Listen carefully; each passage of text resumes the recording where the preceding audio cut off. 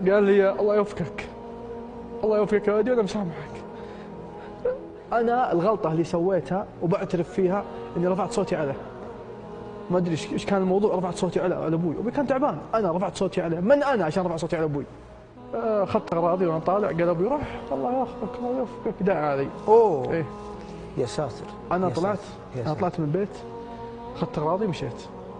والله العظيم ما اذكرك، كان جوالي كشاف، كنت حاط شريحه عفوا في الجوال كشاف، الجوال الثاني فيه النت فيه. مشيت في الطريق وانا رايح مكه في الطريق حتى وقت العصر.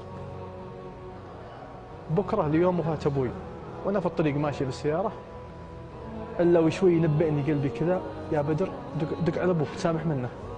جاني كبر اني خلاص بمشي، ابوي زعلان مني معصب، اوكي خلاص بعدين برجع ان شاء الله والامور طيبه بتسامح معه.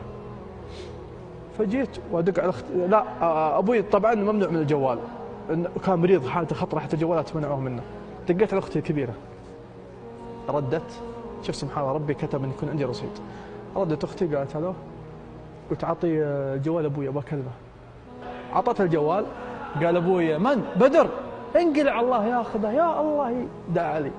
قلت يابا انا بدر، يا انقلع. اختي تحاول فيه، قلت يابا تكفى سامحني، تكفى يابا سامحني، انا ما ادري والله متى يعني انا في خط سفر يمكن يصير لي شيء، تكفى سامحني، الله نبهني يا ياسر، والله الله نبهني، ولا ماني انا يطغى علي الكبر، انا اعترف يطغى علي الكبر اني انا ما اتسامح من ابوي.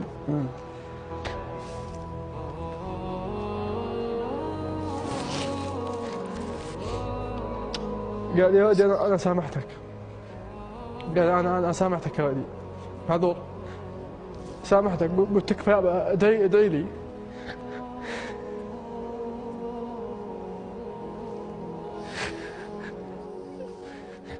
قال لي الله يوفقك، الله يوفقك يا ولدي وانا مسامحك.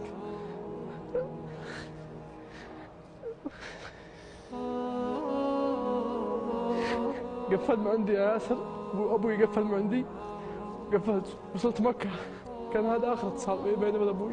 فيك الأيام ماني بناسيها.